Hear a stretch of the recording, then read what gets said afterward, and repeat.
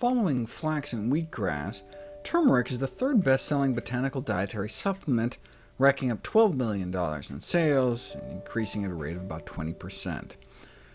Curcumin is a natural plant product extracted from turmeric root, used commonly as a food additive, popular for its pleasant mild aroma and exotic yellow color, considered unlikely to cause side effects.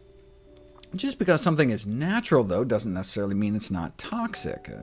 Strychnine is natural, cyanide is natural, lead, mercury, and plutonium are all elements. Can't get more natural than that.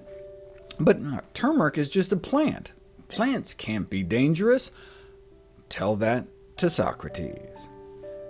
In considering the validity of the widely accepted notion that complementary and alternative medicine is a safer approach to therapy, we must remind ourselves and our patients that a therapy that exerts a biological effect is, by definition, a drug and can have toxicity.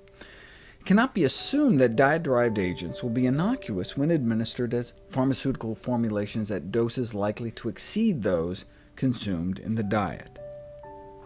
Traditional Indian diets may include as much as a teaspoon of turmeric a day, which is the equivalent of about this much fresh turmeric root. If you look at the doses of turmeric that have been used in human studies, they range from less than 1/16 of a teaspoon a day up to about 2 tablespoons a day for over a month, whereas the curcumin trials have used up to the amount found in cups of the spice, around 100 times more than what curry lovers have been eating for centuries. Still, without overt serious side effects in the short term at least, but if you combine both high-dose curcumin with black pepper for that 2,000% bioavailability boost, that could be like consuming the equivalent of 29 cups of turmeric a day. That kind of intake could bring peak blood levels up around here, where you start seeing some significant DNA damage, in vitro at least. So just incorporating turmeric into our cooking may be better than taking curcumin supplements, particularly during pregnancy. The only other contraindication cited in the most recent review was the potential to trigger gallbladder pain in people with gallstones. If anything, curcumin may help protect liver function and help prevent gallstones by acting as a cholecystokinetic agent, meaning it facilitates the pumping action of the gallbladder to keep the bile from stagnating.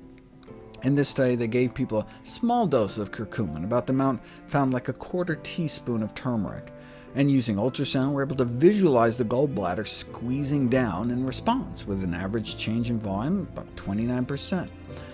Optimally, though, you'd want to squeeze it in half, so they repeated the experiment with different doses, and it took about 40 milligrams to get a 50% contraction. That's about 1/3 of a teaspoon of turmeric every day. On one hand, that's great, totally doable. But on the other hand, I'm thinking, wow, that's some incredibly powerful stuff. What if you had a gallbladder obstruction? If you had a stone blocking your bile duct, and you eat something like that makes your gallbladder squeeze down that hard, it could hurt. So patients with biliary tract obstruction should be careful about consuming curcumin. But for everybody else, these results suggest that curcumin can effectively induce the gallbladder to empty, and thereby reduce the risk of gallstone formation in the first place, and ultimately perhaps even gallbladder cancer.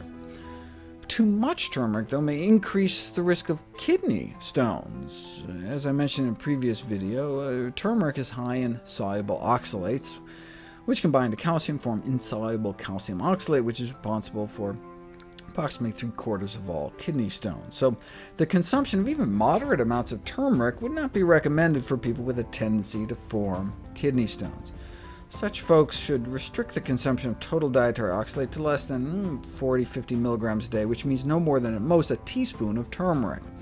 So for example, those with gout are, by definition, it appears, at high risk for kidney stones, and so if their doctor wanted to treat gout inflammation with high-dose turmeric, then that's where curcumin supplements might come into play, because to reach high levels of curcumin in turmeric form would incur too much of an oxalate load.